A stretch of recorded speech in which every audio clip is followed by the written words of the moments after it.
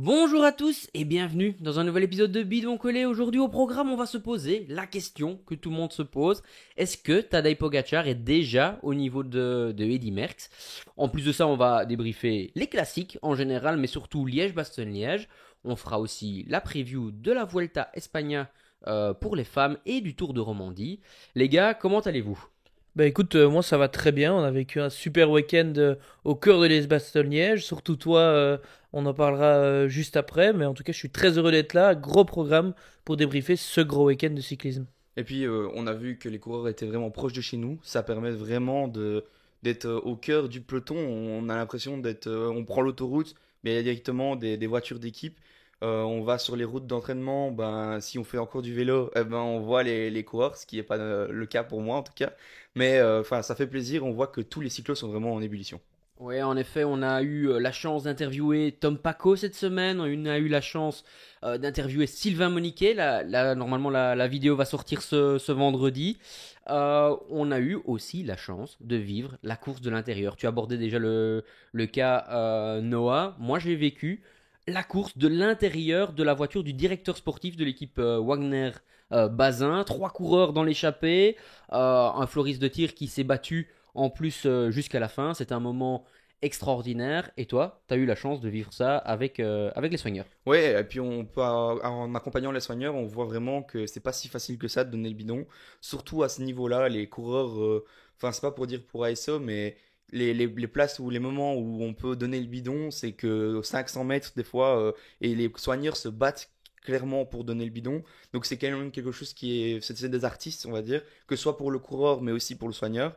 Et c'est toute une organisation sur la journée, mais là où vraiment quelqu'un qui a senti la course et qui a vu le public ici, c'est Noah, je pense. Il a été à chaque fois devant le peloton pour monter chaque course de Liège-Bastogne-Liège, c'est quand même incroyable. Ouais, c'était vraiment super, une ambiance de folie. Je pense que vous avez peut-être un peu suivi sur nos réseaux sociaux Bidon Collé. J'en profite pour vous dire, n'hésitez pas à nous suivre sur Instagram, TikTok, et évidemment sur YouTube si vous n'êtes pas encore abonné.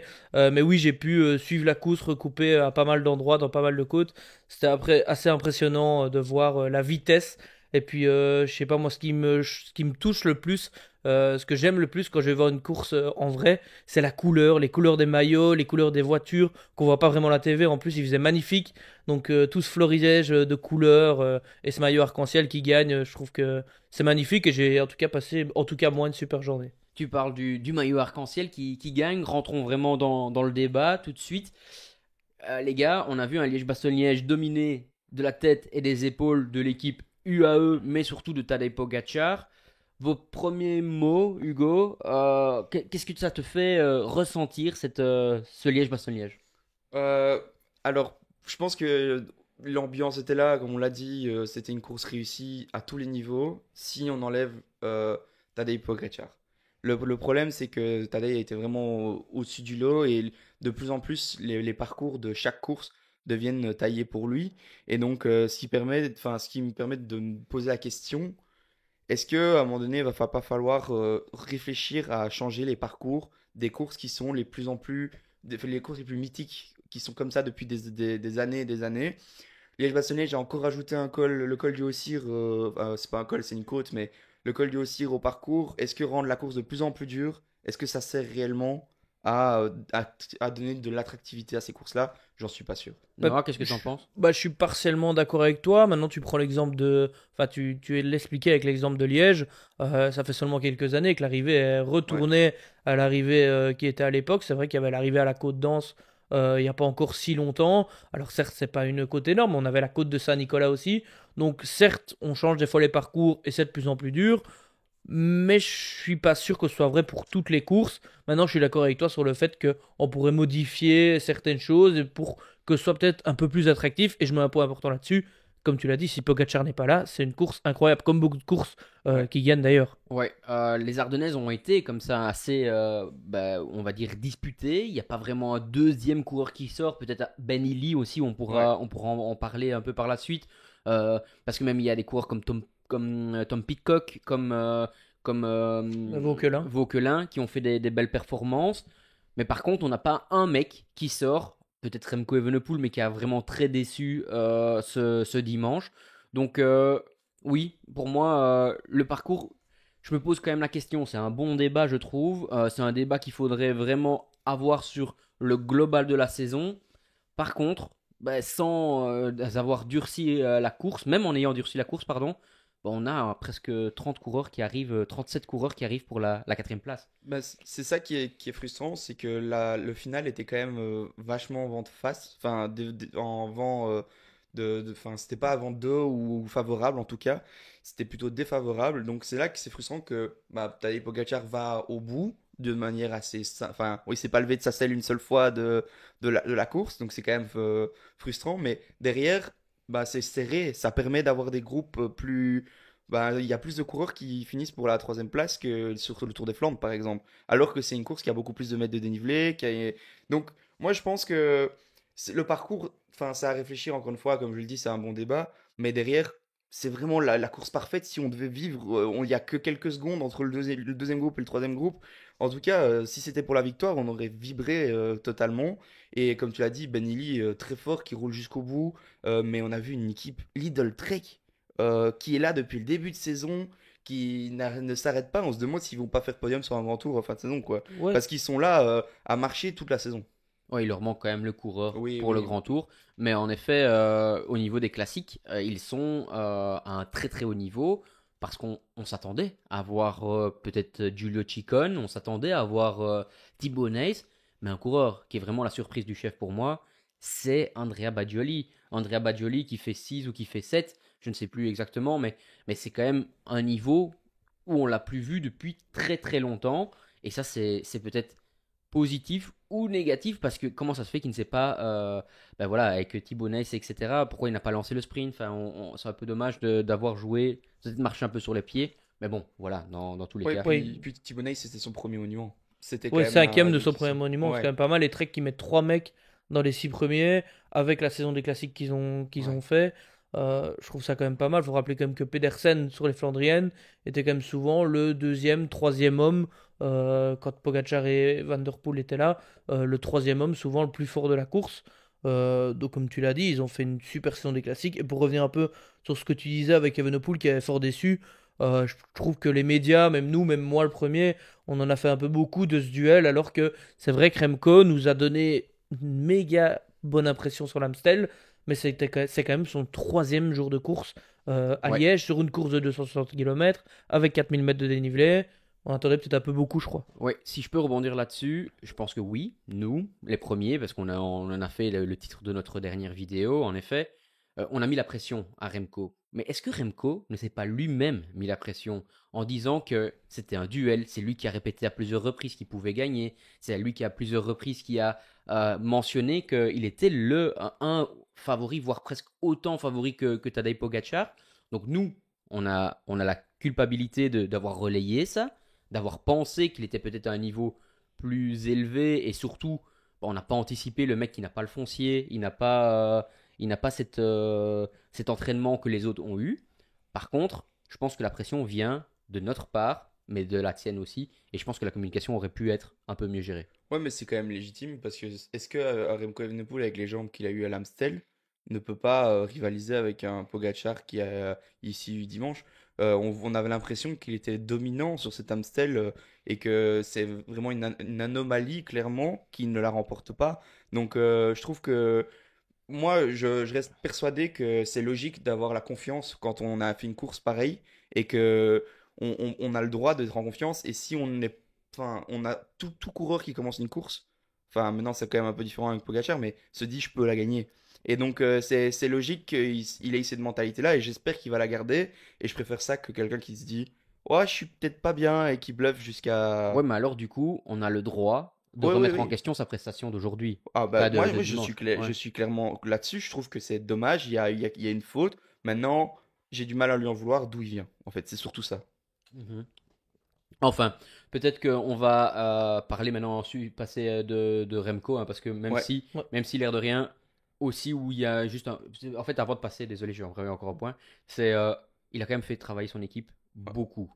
Et ça, Gilles Kelders, qu'on a croisé, nous, avec Christophe de Tillou sur le côté, il a dit qu'il avait travaillé toute la journée, parce que moi, j'ai pas eu accès à toutes les images pendant la course, Mais quand un coureur se met à plat ventre comme ça toute la journée et que ton leader fait même pas 60e, c'est décevant. Mais bon, Ouais, voilà, mais ça c'est. Lidl Trek a quand même pris la plus grosse partie après UAE. Mais c'est sûr que tu as sacrifié des coureurs pour ça, mais tu peux pas savoir si tu as les bonnes jambes avant la Ouais. première difficulté. Maintenant, j'aimerais bien quand même. Allez, ce sera la première fois que je le dis de cette saison des classiques.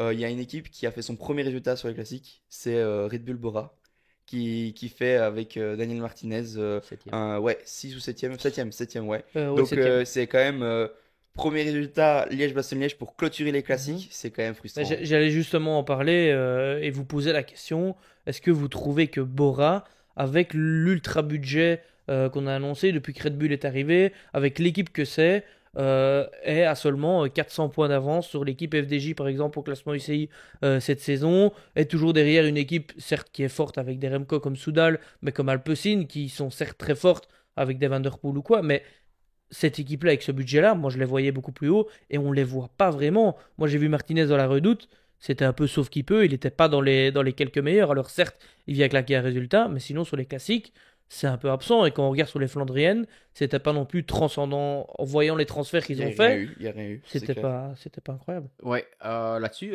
pour moi, c'est une très bonne question et c'est un point allez, il faudrait se remettre en question chez nous, en mettant cette équipe-là peut-être trop haut aussi, trop haute, mais chez eux aussi. Et désolé, le budget qu'ils ont, c'est anormal de dépendre que de Maxime Van Gils sur les classiques, parce qu'au final, la raison pour laquelle ils ne sont pas au niveau sur les classiques ardennaises, c'est parce que Maxime Van Gils n'est pas au niveau. Et d'ailleurs, on l'a vu très très vite bâcher au ravitaillement, au premier ravitaillement ce dimanche. Maintenant, Philippe Martinez, c'est peut-être pas le coureur que j'attendais pour sauver la saison des classiques de Bora, Red Bull Bora. Bah non, non, mais c'est plus à l'intérieur de l'équipe qu'il faut chercher parce que, comme tu l'as dit, Noah, c'est pas que les Ardennaises parce qu'on dépend d'un coureur pour les Ardennaises, mais on a une équipe de classique flandrienne qui, pour moi, a le talent d'être des personnes qui peuvent, dans les 2 ou 3 prochaines années, en tout cas, quand on a commencé la saison, je me suis dit, Pity, les frères Van Dijk, c'est tous des coureurs qui sont. Enfin, Lascano, c'est quand même des coureurs qui peuvent aller claquer un top 10 sur des grandes courses.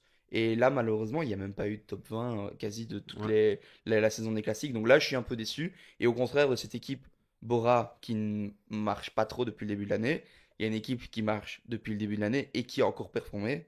C'est Astana avec le Lasco qui fait une superbe quatrième place. Ouais, et ils sont toujours devant Visma au classement UCI.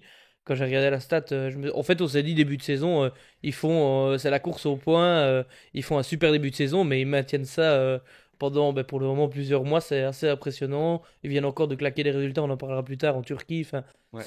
ils sont Ouais. monstrueux. Après, ouais, vas-y. Bah, je veux juste couper, mais si vous voulez aller voir la preview Astana, enfin où on les place, je pense pas qu'on les place aussi haut, hein, parce Non, que ça c'est sûr. franchement, Ça c'est certain. on les place à mon avis dans les derniers. Ouais, pour revenir sur Visma Lease a Bike, je sais pas si vous avez regardé la start list pour enfin, la liste des partants sur Liège-Bastogne-Liège. Il y a des coureurs comme Julien Vermont. Il y a des coureurs un coureur que j'adore, c'est Lou Van Bell, mais est-ce qu'il est le coureur qui va sauver Visma ici? On a vu d'autres coureurs qui sont peut-être pas au niveau des Thijs Graat, des coureurs comme ça qui Ouais. très vite ont été lâchés et euh, quand on est dans la voiture comme je l'étais, tu t'attends à voir des coureurs d'équipes inférieures, on va dire. Je trouve logique de voir un coureur de l'équipe Wagner-Bazin, normalement dans les premiers lâchés par rapport à des équipes World Tour, peut-être même des pique-niques post-NL, des Cofidis, des coureurs qui sont dans la bas du classement où le budget est peut-être moins élevé. Et pourtant, dans les premiers lâchés, on voit ces coureurs de l'équipe Visma Lease a Bike. Voilà, là Ah, c'est où je suis quand même un peu déçu des coureurs qui font ça, ces courses-là, parce que finalement, un Jonas Vingegaard, pourquoi pas un jour essayer de faire une classique, pourquoi pas essayer de mettre des coureurs comme Sepkus ou autres, une fois sur bah, ce genre de course. bah, figure-toi que bah, j'étais au deuxième ravito, enfin c'était le quatrième ravito, et on a vu ben, Tobias Foss et Bo Ingels bâcher aussi parce que eux se sont fait pied, Ouais. enfin se sont mis dans un effort. Donc j'ai vu deux Ineos et trois Visma s'arrêter sur le bord de la route, rentrer dans la voiture, alors que normalement je me serais dit peut-être que ça allait Wagner Bazin parce que moi j'étais avec eux, on allait avoir quelqu'un dans la voiture. bah, on a eu une seule personne. Et dans les autres groupes, ben, dans les autres voitures, il y avait déjà 2, 3 coureurs. Mais c'est des World Tour, comme tu dis, Ineos, Visma, c'est des coureurs qui normalement enfin, doivent finir. Enfin, sauf s'ils ont travaillé, ils ont eu des circonstances comme Tobias Foss et Bob Ingels.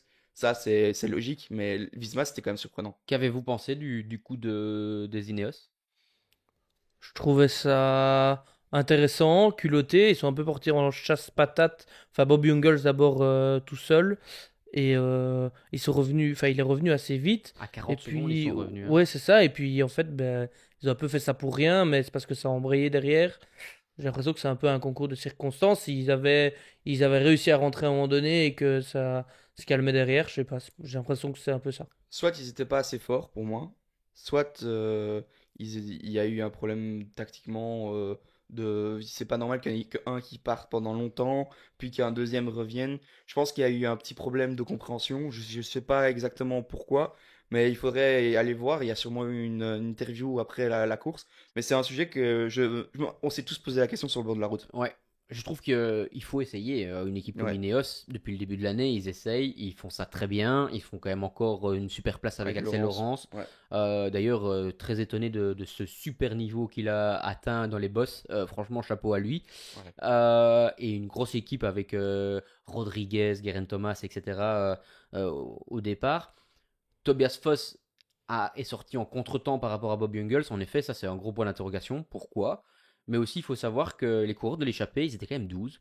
Et au moment où les Ineos sont sortis, c'est le moment où devant, ils ont vraiment redonné un second vie, une seconde vie à l'échappée. Comme vous le savez, souvent les coureurs devant, ils essayent de rouler au même rythme que le peloton, une fois qu'ils ont une belle avance, pour ne pas en donner trop. Et juste avant les boss répétitives, ou en tout cas les grosses zones de boss, bah à ce moment-là, l'échappée a vraiment embrayé pour bah, justement garder cette avance et au moins avoir 3 minutes avant les boss.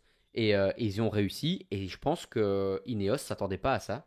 Et je pensais qu'ils allaient rentrer plus vite pour pouvoir avoir du soutien devant, ce qu'ils n'ont pas réussi à faire. Et moi, là où j'aimerais bien aussi dire quelque chose, c'est j'ai parlé avec Vigen après la course, qui me disait justement que c'est la première fois qu'il ressentait qu'on avait laissé l'échappée partir un peu plus long, enfin plus facilement, et aussi qu'on laissait un peu plus de champ. Donc peut-être aussi que Ineos s'est dit, ah putain merde, on a raté peut-être une occasion d'aller loin dans cette échappée. Et c'est peut-être pour ça ils ont peut-être aussi pas paniqué, mais ils se sont posé la question, est-ce que ça vaut pas le coup de tenter quelque chose aujourd'hui? Est-ce qu'on n'a pas une poursuite enfin, qui ne va pas être vraiment, comment dire, ils vont pas pousser la poursuite très fort chez UAE pour essayer que peut-être Soudal ou Trek roule, mais finalement ça a été l'inverse, ils ont vraiment attendu les difficultés pour pouvoir vraiment envoyer. Ouais. Gros débat, les gars. On va passer maintenant sur Tadej Pogacar, sur Eddy Merckx. Bon, on va faire déjà un premier tour de table. Est-ce que Tadej Pogacar est déjà plus haut dans la hiérarchie des cyclistes que Eddy Merckx? Bah, pour moi, pour le moment, non. Plus haut à l'heure actuelle? Ouais. Non. Est-ce qu'il est... Alors, pour moi non plus, mais il est au même niveau, pour Au moi. même niveau? Ouais. Et est-ce que, selon vous, il peut passer Eddy Merckx? En termes de résultats purs sur l'ensemble du palmarès, non. Mais ça aura plus de valeur, je trouve. Ouais, je suis plus ou moins d'accord avec Hugo. Parce que c'est vrai que quand on regarde le palmarès de Merckx, c'est assez impressionnant, ça fait un peu mal à la tête. Si on parle en termes de résultats purs, ben, 7000 San Remo, difficile à battre. Là, je prends un exemple parmi tant d'autres. Mais si on prend le personnage de Pogacar, la manière dont il court ses courses, la manière même alors que tout le monde fait des stages altitude, on veut gagner le Tour, Vingegaard, on ne le voit pas presque avant le Dauphiné ou avant le Tour. Pogacar dit j'ai envie de faire Paris-Roubaix, il va faire Paris-Roubaix. Cette manière-là de courir, la manière dont il donne envie à beaucoup de gens de courir, et des fois même de moins regarder les courses tellement on connaît le résultat, mais la manière dont il est fort et que ça paraît naturel pour lui le vélo, c'est assez impressionnant. Et là, ça me fait dire que c'est un tout grand. Maintenant, j'ai pas envie de vraiment les comparer, mais c'est vrai qu'il a l'air enfin, il est monstrueux sur tous les terrains, ce que j'ai rarement vu chez un cyclisme, en tout cas depuis que Ouais. je m'intéresse au vélo. Mais j'aimerais bien quand même faire une aparté, c'est que ici, on n'est aucun de nous trois à avoir connu l'époque Eddy Merckx. Ouais. Et donc, avant devant tout le monde, j'aimerais juste dire que on parle de quelque chose qu'on n'a pas spécialement connu ou vu. on connaît des récits, on a les palmarès, On a etc. quelques Voilà. images. Ouais, voilà. Mais on n'a pas vraiment de 100% On n'a vu pas tout. ressenti Ouais. la période comme elle l'était à Tandis l'époque. que là, on est en train de vivre quelque chose que justement, c'est difficile, ce sera difficile à expliquer plus tard aux personnes qui vont commencer à regarder le cyclisme dans 10 ans, dans 20 ans. Et quand on va dire Tadej Pogacar a attaqué Liège-Bastogne-Liège, il a gagné Liège-Bastogne-Liège sans se lever de sa selle. Le mec, il va se dire, ouais, la redoute sans se lever de sa selle. Il a Ouais, gagné c'est la ça. Flèche Wallonne sans se lever Ouais, aussi. donc c'est quand même, on est à un point où bah, c'est difficile à croire et c'est difficile à comprendre, mais c'est sûr qu'il y a légitimité de comparer les deux, et plus maintenant que jamais, parce qu'il y a déjà un an, on faisait une vidéo sur est-ce que Tadej Pogacar est le deuxième plus grand coureur de l'histoire. Et ici, là maintenant, on est déjà sur le point de se dire est-ce que il n'est pas en train de devenir le plus grand coureur de l'histoire? Le mec a 26 ans. Ouais. C'est ce que j'allais dire. Ouais, alors du coup, ben, moi je vais aussi nuancer mes propos, hein. Je vais être honnête avec vous. Personne, je pense, ne reviendra au niveau d'Eddy Merckx, au niveau du palmarès. Et ça, je pense que, faudrait qu'il continue à ce rythme-là pendant encore 10 ans, Tadej Pogacar, Même plus.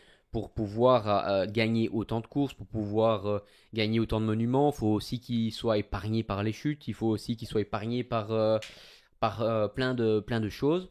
Maintenant, où moi j'aimerais mettre vraiment en avant ce que Tadej Pogacar fait, c'est que le mec, il va autour du AE qui n'existait pas avant, il fait les voyages, il fait les kilomètres. Le mec, il court sur tous les terrains, ce qu'on a, nous, dans l'époque moderne, jamais vu.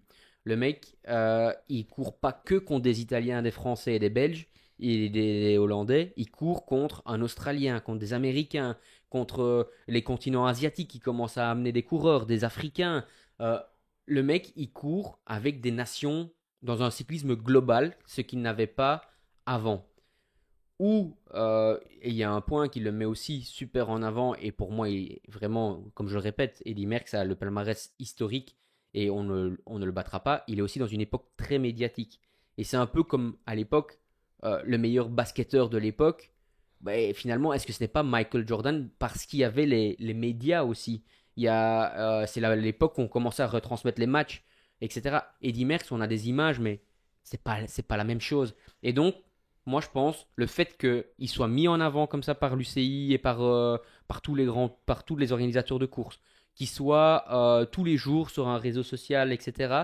Et puis, qu'il gagne sur tous les terrains et qu'il n'a jamais de jour sans, ben voilà, pour moi, il est dans cette catégorie.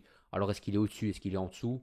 Pour moi, il est encore, allez, quand j'ai voulu chatouiller le débat en disant que oui, mais pour moi, il est encore en dessous, mais ça va pas tarder. Moi ce qui m'impressionne aussi, c'est que ce qui plaide aussi en la faveur de Pogacar, euh, c'est l'époque dans laquelle il est. Tu as parlé de l'époque médiatique, mais c'est toute une époque. Le cyclisme a beaucoup changé. Alors, j'ai pas connu, on n'a pas vécu, comme tu l'as dit, l'époque de Merckx, mais maintenant, on a des oreillettes. Je pense qu'on roule beaucoup plus en équipe qu'avant. Les parcours, les distances même, ont un petit peu été modifiés. On court d'une manière, tout est calculé. On connaît chaque centimètre de la course, on doit prendre un gel à tel moment, la performance est optimisée à chaque centimètre de la personne. Donc je pense qu'on va tirer, je dis pas ça de manière péjorative pour Pogacar, mais chaque millimètre carré de ce que lui peut produire comme force, comme puissance. On va chercher le meilleur de lui-même, ou le meilleur de tous les coureurs du monde, ce qui à l'époque était peut-être différent. Il y avait peut-être une donne sur l'entraînement aussi qui était totalement différente. On faisait beaucoup moins d'entraînement, beaucoup plus de fond, beaucoup moins d'entraînement si précis que maintenant. Et je pense que c'est pour moi la donne la plus importante. Il fait ce qu'il fait, malgré que, je vais pas dire que la concurrence est plus forte, mais que toutes les équipes, en tout cas en fonction des budgets, mais les meilleures équipes du monde, peuvent avoir des datas hyper précis. Sortir le meilleur de chaque coureur de leur équipe, en tout cas des meilleurs coureurs de leur équipe. Donc ça veut dire que, allez, je veux dire, les 3-4 équipes du haut du panier sont les meilleures de ce qu'elles peuvent être. J'exagère un peu, mais en tout cas, on prend le Tour de France. S'il n'y a pas de chute avant, s'il n'y a pas de qui se passe, Vingegaard, théoriquement, est à 100% de ses capacités, ou 200%, comme Pogacar, comme les autres. Et c'est ça qui, pour moi, est le plus impressionnant, c'est que quand on met un des coureurs le meilleur du monde, on met un Van Der Poel, ben, il arrive à être aussi bon que lui sur son terrain. Ouais, On c'est va ça. le prendre face à Vingegaard, il arrive à être meilleur que lui sur son terrain. Et pour moi, c'est ça le plus impressionnant. Ouais. Ouais, et si, enfin, t'as raison, et j'ai rappuyé sur ce que tu disais. J'ai regardé le palmarès de Liège-Bastogne-Liège. La plupart des coureurs sont belges avant les années 2000. Mais une fois qu'on dépasse les années 2000, bah, il y a à chaque fois des nationalités différentes qui arrivent sur le terrain. Il y a un Belge de temps en temps qui gagne, mais ça reste une fois tous les 4 5 6 ans. Et ça prouve que maintenant, ça devient un cyclisme où, pour devenir le meilleur du monde, il faut vraiment être le meilleur du monde. C'est plus le meilleur de la Belgique, Pays-Bas, Luxembourg, France. Maintenant, c'est tout, et Italie. C'est toutes les nations qu'on doit vraiment Ouais. jouer parce que le Danemark, la Russie, enfin tout est en train de bouger et Ouais. c'est bien. Mais non, là où j'ai un argument aussi pour Eddy Merckx, c'est que on parle de Pogacar fait toutes les courses sur tous les terrains, mais Eddy Merckx le faisait aussi et il allait même en plus. C'est pour ça que son palmarès sera inégalable, c'est qu'il faisait aussi des kermesses, il faisait aussi des courses. Le mec, il est champion du monde. La semaine après, il fait plus de Capel. Enfin, j'ai envie de dire, le mec, il courait C'était tous un les autre week-ends. temps aussi, mais Oui, je suis oui, d'accord avec mais toi. c'est ce que je veux dire. Ouais. Ouais, et puis après, moi je vais reprendre un argument pour Pogacar quand même. C'est que à l'époque de Eddy Merckx, on pourrait faire une vidéo complète hein, Ouais. là-dessus, mais après on va quand même pas tarder trop. Mais à l'époque d'Eddy Merckx, tous les pays qui n'étaient pas habitués de faire des kermesses ou des classiques comme on l'est en Belgique, ben, ils frottaient pas comme maintenant. Les grimpeurs, ils commençaient le col à l'Eurèse, ils montaient non, ils arrivaient au col plus ou moins en 40e position, ils dépassaient tout le monde, et puis au-dessus, bah, ils se retrouvaient en grimpeur, et puis la descente, ils faisaient un pacte de pas d'agression dans la descente, et puis c'est reparti, et puis il y avait une échappée, et voilà. Aujourd'hui, Tadej Pogacar, c'est un vainqueur de grand tour. Quand il arrive au pied du Molenberg, il n'a pas peur d'Affini, il n'a pas peur de Wout van Aert, il n'a pas peur de tous ces costauds, de Tim Merlier, etc. Il va frotter avec eux et on le voit des fois quand il fait le lead-out pour Molano, on l'a déjà vu sur un grand tour, je sais plus, c'était le Tour d'Italie l'année Ouais, passée. c'était le Giro. Ouais, ben le mec, il frotte comme si il était sprinter. Et ça, c'est là où moi je suis vraiment très impressionné, c'est que bah, hormis peut-être le pur sprint euh, par rapport à des Tim Merlier justement et Jonathan Milan, bah, il peut prétendre à la place de meilleur dans toutes les catégories autres. Et aussi, qu'est-ce qui ne réussit pas? Parce que on a parlé dans d'autres vidéos, etc., de coureurs qui arrivaient à cibler leurs objectifs, comme Mathieu Van Der Poel est arrivé et à être prêt à gagner les courses. Mais quand je regarde la page PCS de Pogacar, que ce soit l'année passée ou cette année, en fait, ben, aujourd'hui, cette année, si on ne compte pas les étapes de sprint de l'UAE Tour, sa pire place, c'est troisième.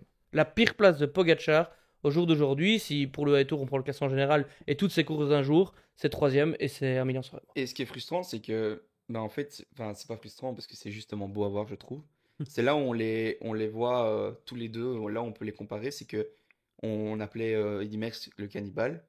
Et ben ici, c'est un peu la même chose. J'ai l'impression que quand tu vois Pogacar, et ben il est là pour gagner. Il a pas un monde. Quand on regarde pour Remco à l'Amstel, il finit un peu cramé, etc. Mais on voit qu'il veut encore gagner. Il y a à chaque fois, on a l'impression qu'il veut s'améliorer, qu'il veut encore progresser, et on n'a pas cette impression de ah bah j'ai gagné facilement. Voilà, il prend carrément 2 minutes s'il peut d'un coup parce qu'il veut tuer la course, il veut la gagner cette course-là. Il n'a pas ce sentiment de ouais je vais un peu jouer ou je vais non c'est je suis là pour tout gagner. Ouais, 26 ans, vous l'avez dit. Vous savez quelle place il a au classement all-time de Pro Cycling Stats? Moi je dis huitième.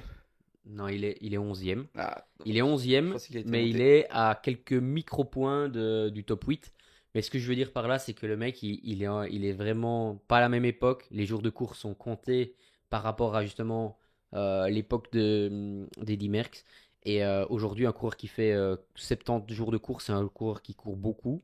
Lui il court beaucoup, des grosses courses. Il ne court jamais dans des courses de petit niveau, on va dire. Et pourtant, il fait à chaque fois dans les trois premiers, comme tu le dis. Il est pas loin. Tu parlais de 7 Milan-San Remo. Quelle sera la limite au Tour de Lombardie pour Tadej Pogacar? Parce que je vois personne vraiment le concurrencer sur l'avenir dans cette Bah, course-là. c'est là où la question sur le parcours se pose. C'est est-ce qu'un un Tour de Lombardie va attendre 8 victoires d'affilée de Tadej Pogacar pour changer le parcours? Ou est-ce qu'il va essayer de Le déjà rendre y plus facile. réfléchir je sais pas. Je sais pas. C'est une question qu'il faut se poser. Parce qu'on se rend compte maintenant que, à la limite, si tu fais trop dur, il n'y a plus d'intérêt d'avoir une course comme ça. Maintenant, ça peut encore changer. Je pense qu'il y a des coureurs qui peuvent encore arriver. On peut peut-être titiller parce que moi, j'ai toujours un exemple qui est dans ma tête, c'est Wout van Aert à l'époque du Covid. Je ne voyais pas qui allait. C'était pas encore comme Pogacar maintenant, hein, mais je voyais pas qui pouvait encore le titiller ou qui était vraiment égal avec lui. Et puis après, l'année d'après, ça un peu moins bien. Puis pas année après année, on se rend compte que c'est un peu moins bien aussi. Et je suis sûr que Mathieu Van Der Poel, dans 1 ou 2 ou 3 ou 4 ans, ça va être la même chose. Ça va être la même chose pour Pogacar à un moment donné aussi. C'est pas possible de vivre ça 10 ans et j'espère qu'il va en profiter.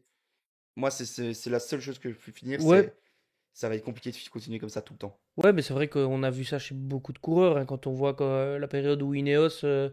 dominait presque que les grands tours, mais en tout cas les grands tours, bah, ça a quand même vite tourné, hein, Wiggins, Froome Thomas, Bernal, ça a quand même vite tourné. On voyait que l'année d'après, ben, que ce soit une chute, voilà, c'est vrai que Pogacar a toujours beaucoup de chance sur les chutes qu'il fait, qui sont quand même régulièrement impressionnantes, mais où contrairement aux autres, il a quand même pas grand-chose, mais on n'est pas à l'abri où Pogacar, comme un Remco, ou comme un Roglic ou autre, ou comme un Wout van Aert.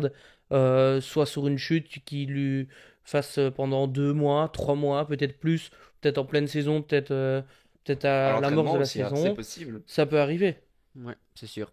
Bah, beau débat en tout cas. Dites-nous dans les commentaires ce que vous, bah, vous en pensez. Nous, c'est vraiment un avis qui nous tranche. On a fait un petit sondage sur les réseaux sociaux, sur Instagram, si je me trompe pas, aujourd'hui. Et vous êtes à 40% pour que Pogacar soit déjà plus élevé qu'Eddy Merckx et 60% plus ou moins pour Eddy Merckx. Donc, C'est c'est partagé. que ça commence tout doucement à trotter dans l'idée de tout le monde. Les gars, on va parler de notre Liège-Bastogne-Liège, mais féminin aussi, qui a été une très très belle course. On a une vainqueur assez surprenante. Oui, c'est le cours qui gagne au sprint à 4 sur une course qui a été passionnante. Moi, je vous avoue que je me suis plus régalé que chez les hommes, qui bat Puck Pieterse, vainqueur de la flèche quelques jours avant, qui bat une demi-Vollering qui apparemment était un peu malade, était avec son cycle menstruel un peu embêté. Mais c'était en tout cas une course que j'ai adorée, un sprint. Je savais pas qui allait gagner, personnellement. Ouais. Bah Boris, toi tu t'en doutais parce qu'on a vécu ensemble, tu l'avais prédit sur le sprint, mais je pense que c'était pas sûr à 100% que ça arrive avec ce sprint, ces coureuses-là, parce qu'on a vu des coureuses qui ont anticipé, on a vu des petits groupes ressortir avec Carabol, Kerbol Ouais, qui c'est fait sûr qu'elle quatrième, ouais, ouais. ouais. qui se fait reprendre, on a vu Russer qui revenait, puis qui relâchait, enfin je trouve que On a vu Lotto Kopecky qui était très forte jusqu'au oui, faux plat de. Le faux Ouais. plat, enfin, on se comprend. oui, La c'est... remontée C'est- de la Roche au Faucon, qui est quand même Mhm. très très dure, hein, d'ailleurs, pour ceux qui l'ont jamais fait. C'est Ouais. très très dur. Bon, et puis, Mais ce que je veux dire par là, c'est que elle avait fait le plus dur, et puis il lui manque ces quelques mètres qui font que elle se retrouve dans le groupe derrière. Mais en tout cas, les quatre coureuses devant, bah, à la pédale, elles y sont. Et puis, pour revenir sur le cours, honnêtement, bah, on le voyait pas venir, mais c'est quand même une montée en puissance tout au long de l'année. Elle fait des super résultats au tour à Milan-San Remo. elle a Puis, fait 6 de la flèche Ouais, aussi, j'ai quand dit, même, ouais, un voilà. bon largement top 10 avant. à la flèche, et ce qui montre que, enfin, qu'elle monte en C'est une montée en puissance. puissance, Puck ouais. Pieterse aussi, qui est vraiment, et pour moi, la révélation quand même de l'année. Très très Parce jeune que et. surtout, elle est super jeune et sur tous les terrains, elle est incroyable. Donc, Ouais. moi, c'est ma révélation. Et le cours, ben, je l'ai pas dit moi encore, mais félicitations à elle. C'est vraiment, ça montre que même, enfin, qu'il n'y a pas aussi que les grandes stars dans le cyclisme féminin, Ouais. même si ça devient une petite star aussi Ouais, quand même. pour revenir sur Puck Peters, c'est une surprise révélation. Je suis tout à fait d'accord avec toi. Un peu comme Mathieu Van Der Poel à l'époque, Ouais. où il dominait déjà. Enfin, elle domine pas les crosses comme Mathieu Van Der Poel, mais elle était aussi performante, je vais dire. Elle est performante aussi en cyclocross. C'est pas un nom qu'on découvre, mais Elle fait c'est un un peu nom son qu'on entrée sur la route. découvre à ce niveau-là Ouais. sur un monument qui est Liège-Bastogne-Liège. Il y a les maillots blancs sur le Tour de France l'année passée, donc c'est pas une vraie révélation, mais ça reste quand même Mais après, quelque chose voilà. qui est. Là, on parle de gagner un monument, de gagner une classique comme la Flèche Wallonne, c'est quand même différent. Ouais, tout quoi. à fait. Ouais, puis il y a ça du doublé des deux Ouais, ouais, Ardennaises, ouais, c'est tout à quand fait. même. Et alors, autre grosse mention que j'aimerais faire. Il y a il y a une mention et un débat que j'aimerais lancer. Premièrement, chapeau aux femmes parce que franchement, il y a une accessibilité énorme avant la course, Après. après la course. On a pu encore revoir Cécile Lutrup qui en avait interviewé, Marlène Reusser qui vient de faire 5e ou 5 ou 6e Ouais, cinquième, je pense. ouais, Six- je crois que c'est Sixième, Kopecky qui fait sixième, parce 5. que c'est 5 Kopecky, ouais. Ouais, et donc on a reparlé avec elle après encore. C'est vraiment, allez, quelque chose que on dirait qu'on est presque dans les courses de jeunes, alors qu'on est face aux meilleures coureuses mondiales. On a vu Cassia Niewiadoma retourner au bus, vraiment. D'ailleurs, petite déception Elle fait 9e. de ne pas l'avoir dans ce premier groupe. Mais donc voilà, ça c'est pour moi une énorme mention à cette organisation d'ASO parce que franchement là, ils ont vraiment mis les femmes en avant en finissant sur la même arrivée quelques heures ou une heure après les hommes et avec autant de suspense, une très très belle course. Et moi j'ai une question pour vous. Est-ce que Lotte Kopecky pourra gagner un jour la Flèche Wallonne? Bah, La la Flèche Flèche Wallonne Wallonne ou Liège? Liège-Bastogne, pardon. Bah, les deux, on peut se poser la question pour les deux au final, mais Pour la Flèche, je pense que non. Mais ouais, moi je pense que non pour la Flèche aussi, mais par contre pour Liège, bah c'était pas loin cette année. Ouais, c'est sûr. J'allais dire, ça se Et elle joue gagne à- le sprint derrière d'une manière. Ouais, Je voilà, pensais c'est qu'elle ça. était un peu cuite, mais en fait, Maintenant, elle là fait un beau où sprint. à l'avenir, ici elle avait encore une équipière, mais qui était Kramos. Je pense qu'à l'avenir, Chapeau à elle, si, d'ailleurs, hein. si elle veut le gagner, parce que le final, si ça se retrouve dans la même composition, mais qu'il n'y a pas le groupe devant, bah, je pense que c'est difficile de contrôler un groupe comme ça. Et donc là, ce qui manquera peut-être à l'avenir, c'est donc qu'elle soit dans le premier groupe de tête, mais aussi qu'elle ait ici, il y a un groupe assez grand, ben, quelqu'un pour la soutenir. Parce que ça reste compliqué de gérer 5 6 7 coureuses qui peuvent attaquer chacun leur tour. Ouais, bah, là je reviens. C'est vrai que Anna van der Bringen, qui revient Ouais. de beaucoup de temps sans faire de compétition, bah, semblait vraiment juste hein, quand même Ouais. sur le final. Mais qui a été quand même là. Mais elle était quand même là. Mais c'est vrai, ce qui lui manque, c'est une coureuse de type Elise Chabet qui a fait un travail énorme pour Demi Vollering, peut-être une Evita Music aussi Ouais. qui était aussi présente dans la finale. Voilà, c'est peut-être un petit quelque chose qui manque dans cette équipe SD Works qui a dominé pendant très longtemps le niveau du cyclisme international et aujourd'hui qui a perdu, l'air de rien, une Marlène Reusser, une Demi Vollering. C'est pas rien sur une année comme ça, mais Lotto Kopecky, pour revenir au débat, pour moi, si les planètes sont alignées, elle peut gagner. Si les planètes sont alignées, un peu comme à Mathieu Van Der Poel sur la route. Bah, pour moi, je pense aussi qu'elle peut gagner. D'ailleurs, elle en était pas loin parce que ça s'est passé après, si on prend le sommet de la côte répertoriée, même si c'est dur, c'est passé après.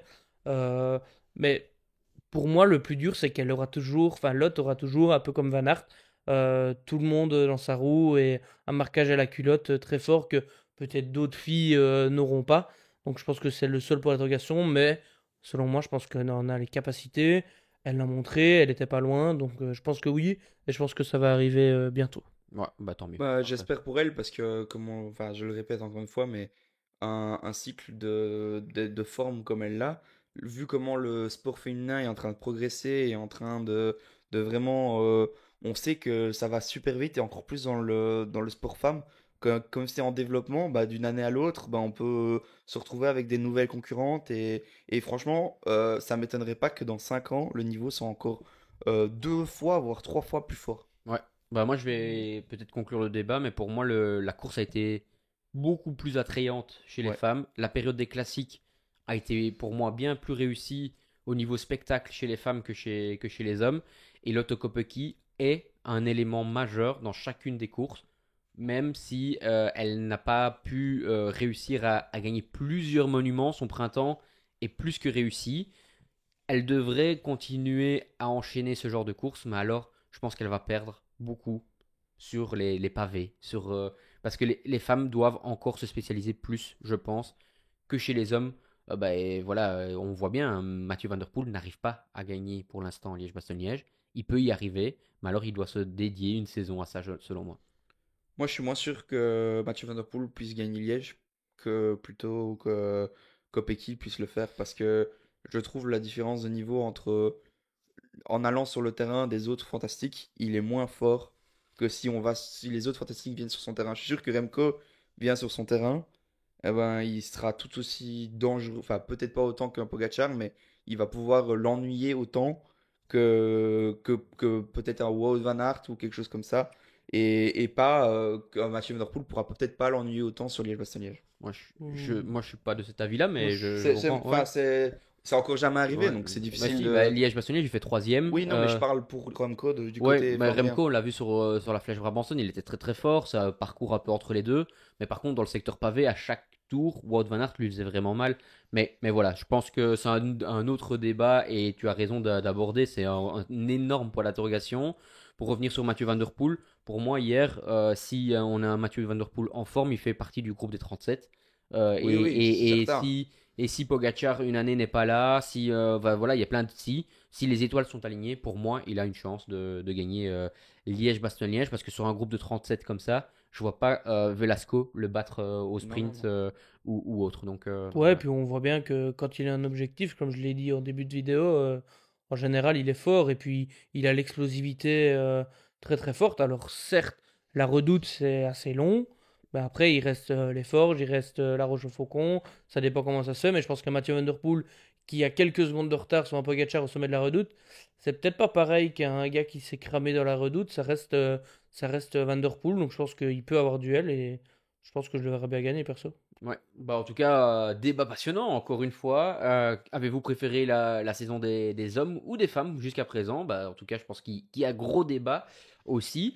On continue avec les résultats. On va parler peut-être du tour de la Flèche Wallonne. Bah, la Flèche Wallonne d'abord, avec deux vainqueurs, mais on en a déjà On en parlé. a déjà Ouais. revenu dessus, mais ouais, c'est vrai que c'était quand même une réussite parce que, on va juste le dire, on y était dessus et que c'était quand même tout le temps des supporters partout, sur toutes les routes et même malgré le temps, les passionnés étaient là. Ouais, ça c'est vrai.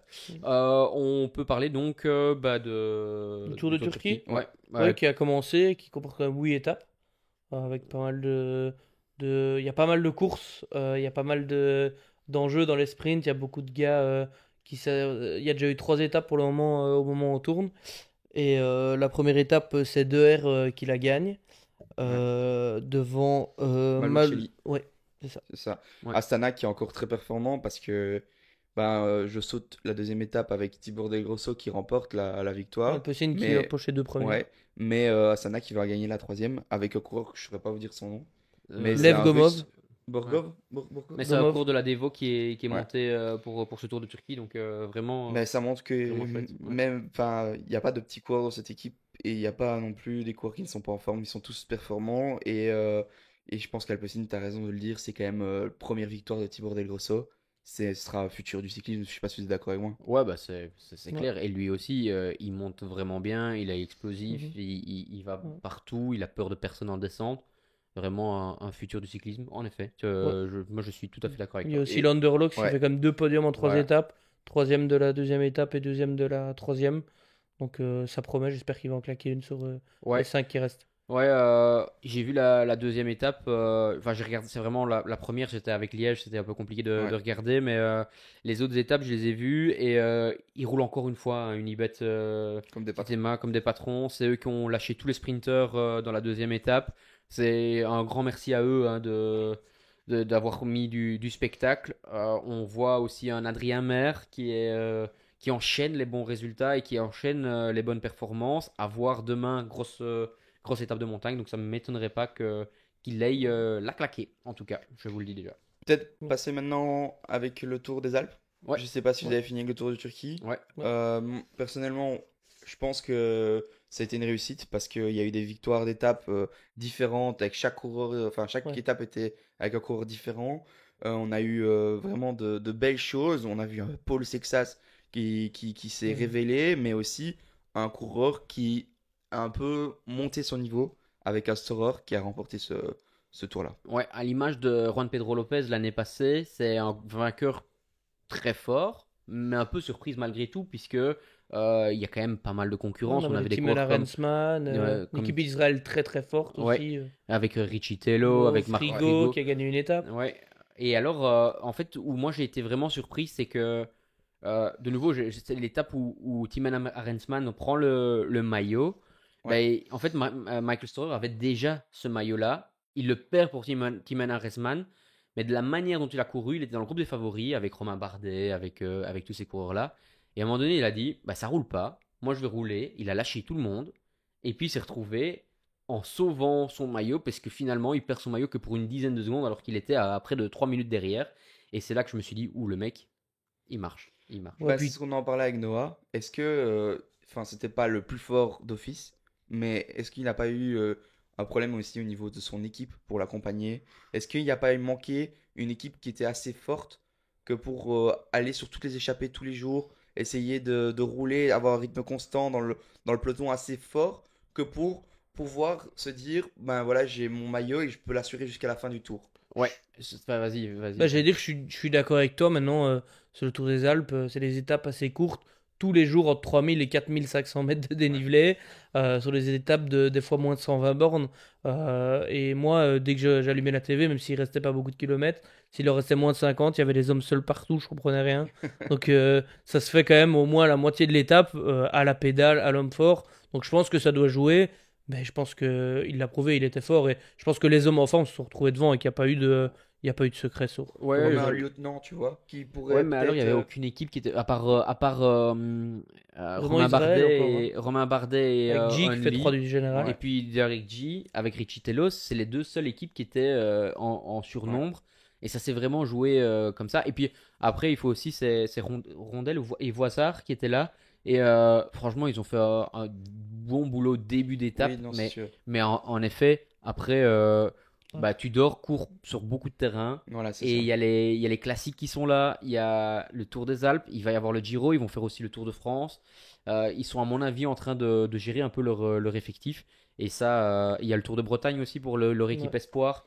Et donc, malgré tout, ils gagnent comme le général. Donc on Oui, va ouais, pas leur. c'est ça, oui, donc bien on sûr. ne peut pas leur jeter la pierre, mais enfin, c'est sûr qu'il y avait d'autres hommes en forme. On peut aussi parler de Chicone, Ouais. qui était déjà là avant d'être sur Liège-Bastogne-Liège. C'est une préparation comme une autre. Comme parce quoi que ça Bardet fonctionne aussi. bien, hein. Bah, pour moi, c'est la meilleure préparation si on a un autre objectif par la suite. Donc, si notre objectif final est Liège-Bastogne-Liège et qu'on coupe, bah oui, c'est mieux de faire l'Amstel, c'est mieux de faire la Flèche. Mais par contre, si On a le Giro. on a le Giro ou le Tour de Romandie par la suite, bah pour moi, je pense que c'est une très très bonne préparation en tout cas. Ouais. Bon, les gars, on parle des courses à venir plutôt. Allons-y. Bah, il y a Alors, Romandie qui ouais. vient de commencer d'ailleurs aujourd'hui avec un prologue, le jour où on tourne, remporté par Watson. Ouais, Très fort. est-ce que vous y attendez? Enfin, après, c'est 3 km de prologue. Est-ce que c'est une surprise pour vous? Il Quand marche même. fort. Bah, enfin, on trouvait ça quand même surprenant avec Noah quand on parlait, qu'on préparait la vidéo. Mais c'est un coureur qui est en train d'éclore, un coureur qu'on en a commencé à découvrir l'année passée sur le Tour de la région Wallonne, qui a un transfert chez Ineos, qui est une équipe qui marche quand même assez bien. Est-ce que finalement, c'est quand même un coureur qui, à l'avenir, va devenir très bon coureur? Oui, puis si je me trompe pas, il vient de la piste, donc 3 km Ouais. sur un chrono comme ça, qu'on a vu un Zeylar qui est d'ailleurs aussi dans le Mhm. top 10. Ouais. C'est Vainqueur des fois l'année des coureurs passée. qu'on voit peut-être pas pour Watson, mais qu'on voit peut-être moins et qui sur un prologue, ça leur correspond parfaitement. Donc je pense que. Ouais. Ouais. En effet, pas mal de virages en plus, pas mal de relances, un sprinter qui s'est roulé, Explosif, ouais. explosif, donc ça tourne pas trop mal. Et puis on peut aussi encore parler d'un Oliveira qui a enchaîné 2 victoires il y a 2 Ouais. semaines là, il fait encore deuxième ici, À 28 centièmes. à Quand 28 même. centièmes, il marche très très fort. Et puis au niveau des favoris, qu'est-ce que vous en avez pensé? Avant les favoris, Ouais. je pense juste Roméo aussi, c'est quand Ouais. même important de le mentionner Il fait parce qu'il une était saison. déjà là au début de saison. Il a fait une pause. Maintenant, il est en train de revenir et il est encore performant. Je me réjouis de le voir sur un grand tour ou sur une course qui lui convient bien à étape où il va vraiment pouvoir vraiment montrer son Mais je suis content de l'avoir potentiel, quoi. choisi dans mon cours à suivre, dans ma preview Movistar. En effet. C'est ça Ouais. que je voulais dire. Et donc au niveau des favoris, qu'est-ce que vous en avez pensé? Bah, on a Remco qui finit à 5 secondes au 8e. Voilà, après c'est 3 km. Puis on a intergroupé du AE avec Almeida, Kristen J-Vine. et Vine, c'est ça, qui finissent aussi un peu à 6 secondes, je crois, au 9, 10, 11. Donc sur 3 km, il n'y a pas beaucoup de gars qui ont perdu beaucoup de temps. Only qui a quand même perdu, je pense, 13 ou 17 secondes. 3 km, c'est un peu beaucoup. Il y a beaucoup d'étapes dures, mais enfin, il y en a qui, elles sont toutes dures, on va dire, mais il y en a qui sont plus dures que d'autres.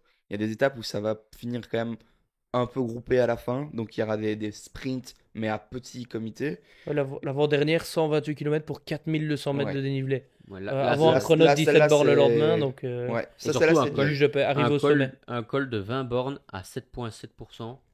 C'est bravo les gars. Encore Ouais. de l'art. Et donc au niveau des favoris pour le classement général peut-être avant Bah, il y a Evenepoel, Ouais. Rodriguez qui l'a remporté l'année passée, donc quand même favori. Almeida, Il marche Vla... très Moi, très je dirais fort. quand même ouais, Van Aert Velt en Belgique, ça, je trouve. Hein. ouais, Van Aert Velt, mais il a un petit problème au pied, donc Ouais, c'est il nous a difficile. dit qu'il avait un début de fracture, je crois, au pied, donc Ouais, ouais, j'ai pas très bien compris. Vlasov qui fait podium l'année dernière. Un coureur que je me réjouis de voir un peu sur ce tour-là, c'est Luc Plapp, avec bah, De deux chrono. chronos, enfin un prologue et un chrono. C'est vraiment l'étape que tu viens de dire, Noah, qui va vraiment être le problème pour lui. Est-ce qu'il va pouvoir suivre? Est-ce qu'il va pouvoir perdre le moins de temps possible? C'est ça la vraie Ouais, question. Martinez, ce Lenny que j'allais dire. Martinez qui le fait, qui a été vraiment très bon sur les dernières courses qu'il a fait. Enfin, Kamna qui revient aussi, Ouais. vraiment, Pour le vraiment. chrono, non, c'est à Kung. T'as pas dit? Ouais, non, ça c'est Ouais. c'est vrai. Et puis, il y a un coureur qui. Enfin, il y a un que j'aimerais bien mentionner, c'est Louis Barré, qui marche vraiment bien, qui est en train de monter. Est-ce qu'il va pas pouvoir faire chercher enfin, une étape ou quelques échappées, on va dire? Ouais, bah ça, c'est en tout cas curieux comme parcours parce que tu le disais, pas mal de difficultés pendant les journées, puis finalement Ouais. des finales assez plats, donc du coup, ou alors des arrivées pas faciles, mais pas non plus trop dures. Donc pourquoi pas voir de nouveau un Samuel Watson, de nouveau Ouais. reprendre Mhm. les étapes, Pavel Bittner aussi, Bah, qui est peut-être un des hommes en forme. Brennan. Ouais, Matthew Brennan, ah Ça, ouais, c'est c'est un vrai. coureur Ouais. qui est là. Et franchement, si tu dois choisir un coureur qui, s'il arrive à passer une bosse et qu'il y a un petit groupe qui arrive au sprint, je pense que je le cite en premier. Ouais. Ouais, moi aussi. Moi aussi. Et puis, je sais pas si je me trompe, mais il y a un Julien Lafilippe. Non, c'est Julien Non, Lafilippe, celui-là, il c'est est sur sur le la... Francfort. Ouais, et Ouais, d'ailleurs, on pourra y aller dans un petit instant. ouais. Mais je voulais aussi voir, on est en Romandie, UAE a un coureur suisse, Jan Christen. Est-ce que ça pourrait être, pour la première fois, avec UAE, une double carte Almeida-Christen? Bah, pour la première fois, je sais pas, mais je pense que IAE a des fois eu plusieurs potentiels leaders, et ça s'est en tout cas, comme tu as dit, très vite transformé en toute une équipe autour d'un mec. Mais je pense que ça va dépendre des premières étapes. Je pense que l'équipe peut se permettre de dire bah, les gars, on fait un train pour Christen et Almeida, et puis que le meilleur des deux soit à l'avant. Il n'y a pas non plus la plus grosse concurrence possible. Certes, il y a Remco. Je pense que l'équipe UE va évidemment s'en méfier parce que il est quand même le grandissime favori. Mais je pense que l'équipe peut se le permettre de jouer avec deux cartes ou permettre dans la dernière montée à un des deux d'anticiper un peu plus tôt. Grandissime favori pour vous? Oui, Qui? Remco? Remco. Ouais. Ouais. Et donc, si je vous demande votre prono, c'est Remco pour tous les deux? Ouais, Remco. Oui, mais il gagnera. Enfin, il sera pas dans le top du top pour l'étape avec la plus grosse ascension de 4000 mètres de dénivelé. Moi, je vois vraiment pas comment il va pouvoir battre Joao Almeida? Almeida. Parce que sur le chrono, Almeida, pour le moment, ça va très très fort. Il fait aussi un très bon prologue, qui est peut-être moins explosif justement que Remco. Et alors, bah, cette ascension de 20 km, tu en parles. Je pense que pour l'instant, à part Pogacar, peut-être Vingegaard, je vois pas qui est meilleur que Almeida pour l'instant dans des longs cols. Maintenant, je me réjouis, il a aussi déçu énormément sur certaines courses, comme le tour de la communauté de Valence, mais il sort de Tour du Pays Basque. Impressionnant en tout cas. Ouais, moi j'avais juste une question. J'en ai rapidement parlé, mais c'était un de mes coureurs à suivre en début de saison. C'est Only, Ouais. qui a fait 12 de Liège, qui là vient de faire 70e du prologue, qui est un peu timide, même si les courses d'une semaine depuis le début de saison, il a été dans le top 10. Je le voyais un petit peu comme, je vais pas dire la révélation parce qu'on sait son talent, mais je le trouve un peu timide depuis le début de saison. Selon vous, qu'est-ce qu'on peut attendre de lui sur ce Tour de Romandie avec la concurrence? Bah, je me lance. Allez, vas-y, lance-toi. Pour moi, les ascensions longues lui conviennent beaucoup mieux que des radars type Liège. Maintenant, Pour toi, il a performé de plus en... Enfin, sur son début de carrière, il a plus performé sur les radars que sur les longs cols. oui, mais on l'a vu que aussi c'est la récupération, les jours. Donc il a été très fort sur les courses dures, raides, oui, mais avec une course à étapes. Ouais, ouais, C'est c'est rare vrai. que ça a été sur une course d'un jour. Maintenant, voilà, c'est chacun a son Mhm. style mais pour moi, j'aimerais le voir en tout cas performant sur les grands tours. Voilà. Sur cette Bah, semaine, je sais pas. moi, je pense que au final, il a des qualités qu'on peut exploiter là-dedans et que on ne sous-estimait pas, enfin, on le sous-estimait peut-être un peu trop au début pour ce genre de, pour ces qualités-là en tout cas, et qu'on a vu du potentiel en lui sur justement des radars, etc.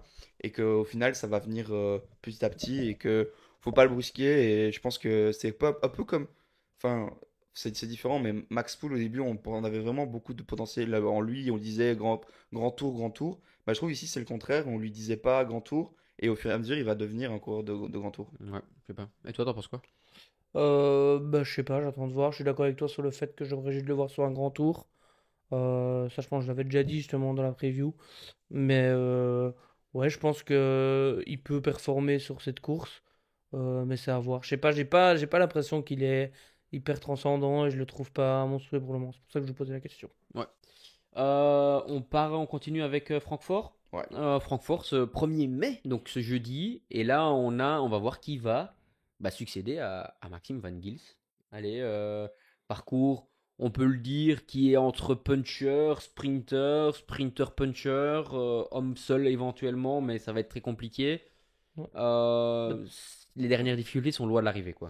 ouais, t'as parlé sprinter, on a quand même un Philipsen.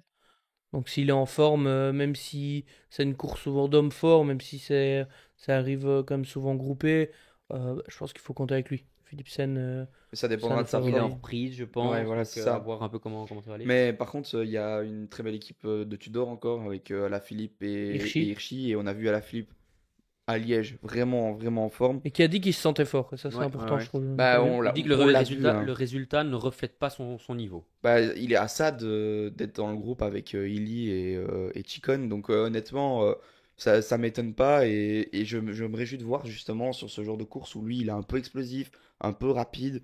S'il peut pas avoir son mot à dire, mais il y a quand même un coureur, moi, qui sort de cette start list quand je parle d'homme en forme et homme rapide, que quand c'est difficile, c'est Thibaut Nice. Neys. Ouais. Oui, il est très fort, il est sur une forme montante, et il vient de faire une super performance à Liège-Bastogne-Liège et à la Flèche Wallonne, parce que même à la Flèche Wallonne, on l'a interviewé au début et il voulait vraiment la gagner, il voulait vraiment faire être le troisième homme, il n'a pas réussi à l'être. Mais par contre, il fait quand même encore dans les 10 premiers pour une première Flèche Wallonne. Il fait dans les 10 premiers de Liège pour un premier Liège-Bastogne-Liège. Il peut le faire. L'année passée, il a été un peu décevant sur Francfort, puisqu'il ne fait que 13e dans un sprint en petit comité. Et j'ai l'impression qu'il progresse d'année en année dans son profil de grimpeur puncher, mais que malheureusement, c'est pas le cas dans son sprint. Et donc, je comprends. Et j'ai hésité aussi à le mettre comme mon favori à la base. Et puis finalement, j'ai changé. Et alors, tu as mis. Est-ce que je peux essayer de deviner? Vas-y. Michael Matthews? Non, je l'ai pas vu sur la liste des Ah, partants. Je sais il pas y Si, est. il est sur la liste Ah, des partants et non, Il non, était. ça aurait pu, je l'ai pas vu, mais il m'est pas sauté aux yeux parce qu'il a été très sympathique aussi à Ouais. l'interview et d'ailleurs, franchement, bientôt je- régie de la chaîne, je pense. ouais, voilà, Au exact. On va tournant. mettre une photo de lui partout. Exact.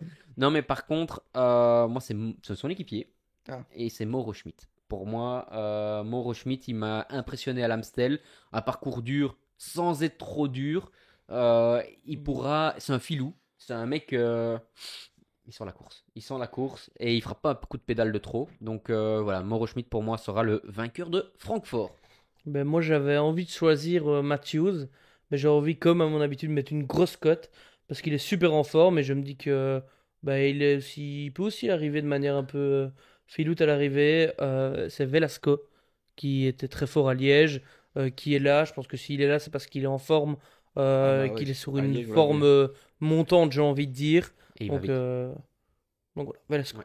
Et donc toi? Matthews, je reste sur Matthews parce que Et pas Thibonais alors? Non, j'ai dit que, Ouais, ok, que ouais. Timoney c'était le nom qui ressortait peut-être pour Ouais, tout le ouais. monde le plus, mais ça reste Matthews parce que je l'ai vu à Liège sur les écrans. Il me semblait si facile, enfin facile dans les côtes pour suivre le groupe et on avait l'impression que l'équipe roulait pour lui. Je sais pas ce qui s'est passé dans le sprint vraiment, mais il fait encore une très belle place quand même pour ce Liège-Bastogne là. C'est un coureur qui est quand même plutôt rapide, donc pourquoi pas. Ok, parfait. Autre course, on en parle, c'est la Vuelta féminine qui commence ce week-end. Course importante, l'ordre pour les femmes n'est pas le même que pour les hommes. On commence d'abord par la Vuelta, puis le Giro, puis le Tour de France. Une Vuelta qui est toujours quand même difficile. Et alors, on a une énorme favorite, Demi Vollering. Bah ça, pour moi, ça va être elle, même si on sait qu'il y a d'autres coureuses qui vont certainement être là. On a peut-être Pauline Ferland-Prévot qui est annoncée, mais on ne sait pas si c'est à 200% vérifié. Avec Voss, peut-être. Ouais, Voss. Mais bon, pour le général, en tout cas, Ouais, ouais, mais ce sera certainement Pauline. Et puis, bah, il y a d'autres coureuses qui sont quand même assez fortes. On peut parler de Lippert, Rösser, une équipe Rösser, Movistar très ouais, forte. de l'équipe Movistar. Donc, c'est les seuls, peut-être à l'heure actuelle, noms qu'on a de sûrs et certains. Mais en tout cas, FDJ, Movistar, ils ont mis leur gros. Enfin, et Bah, Visma, ils ont mis leur gros bah, coureur. surtout le trio, hein, comme on a eu sur ces classiques ardennaises, même si Demi Vollering était peut-être un peu malade et pas très bien, en tout cas sur Liège. Mais on a quand même Vollering, Labous et Evita Music, Ouais. toutes les trois ensemble. Je pense que Vollering a presque la meilleure équipe, en tout cas pour le moment de ce qui est annoncé. Labous qui fait partie des meilleurs du monde pour le moment depuis le début de saison. Donc Et- Oui, impressionnant. ça va être très intéressant parce qu'en effet, on ne sait pas exactement toutes ouais. les coureuses qui vont prendre part à cette Vuelta, mais on arrive vraiment dans un tournant de la saison entre celles qui sont en bout de chaîne, celles qui ont préparé ces grands tours. Enfin, ces grands tours sont d'une semaine hein, chez les femmes, mais malgré tout, ça reste des courses hyper importantes. Et donc, du coup, ben, on va cette croisée des chemins entre les pentes montantes et les pentes descendantes. On sait souvent ceux qui ont beaucoup couru ont peut-être un petit peu plus de force. Celles qui ont moins couru ont peut-être plus de fraîcheur. Ça va un peu jouer, je Ouais, pense. ouais, sur une Et, course d'une semaine, je pense que j'ai dit que l'équipe était importante et d'autant plus que la première étape, c'est un chrono par équipe.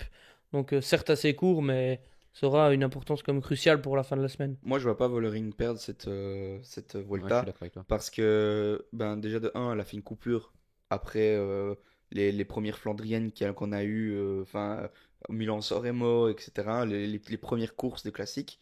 Et puis, elle a eu une coupure pour revenir sur les Ardennaises. Elle m'a semblé super forte déjà dimanche, malgré bah, ses problèmes menstruels qui ont coupé les jambes, comme elle le dit. Donc, c'est peut-être que pour le sprint, hein, ça reste à définir comment c'était. Et pour moi, c'est un grand tour. Enfin, pour chez les femmes en tout cas, c'est difficile de mentir sur le niveau. Et elle sera, si elle ne fait pas de conneries au niveau tactique, elle sera la meilleure et ça va être Ouais. difficile de Ouais, l'ennuyer.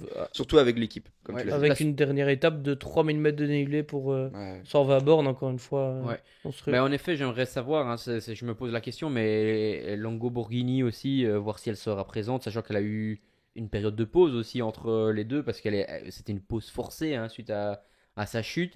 Voir aussi Nueva Doma, qui est peut-être pas au grand niveau, en tout cas sur cette Liège-Bastogne-Liège, enfin, 9e, je vais pas me plaindre, mais qui peut peut-être un peu plus. Et puis Ashley Mollman chez AG Insurance, qui a quand même tendance à jouer les grands Bah, tours. justement, est-ce que le cours sera là? Est-ce que, en fait, on a plein de points d'interrogation. En tout cas, pour la prochaine fois qu'on tournera une vidéo sur la chaîne, on le saura. On sera au milieu justement de ça. Ouais. On aura quelques indications et je me réjouis de voir ça parce que je pense que je vais le suivre chaque étape parce comme on l'a dit, ça devient de plus en plus un cyclisme qu'on aime. Et donc, si on veut en parler et qu'on veut vraiment pouvoir faire des débats dessus, il faudra regarder les vidéos, enfin les vidéos, Les courses. les courses. Et donc, je me réjouis de voir ça. Ouais. Les gars, est-ce qu'il y a encore un sujet que vous voulez aborder? Non, je pense qu'on a été assez complet sur Ouais, je suis d'accord le avec week-end. vous. En tout cas, nous, on sera ce samedi à la Flèche Ardennaise sur la course 1.2. On sera également à la Famenne Classique où on verra pas mal de coureurs. Par exemple, il y a quand même pas mal de grosses pro teams, même des équipes World Tour qui seront là. Ouais. On verra normalement ceux sur la start list, l'équipe Unibet Titema, on verra Lotto, on verra Total Energy. Voilà, toutes ces équipes-là seront au départ. Et bah, en tout cas, vous, s'il vous plaît, continuez à vous abonner, à liker la vidéo. Et si vous avez des favoris ou en tout cas des réponses au débat, bah dites-le dans les commentaires. Merci beaucoup. Ciao, ciao. Ciao.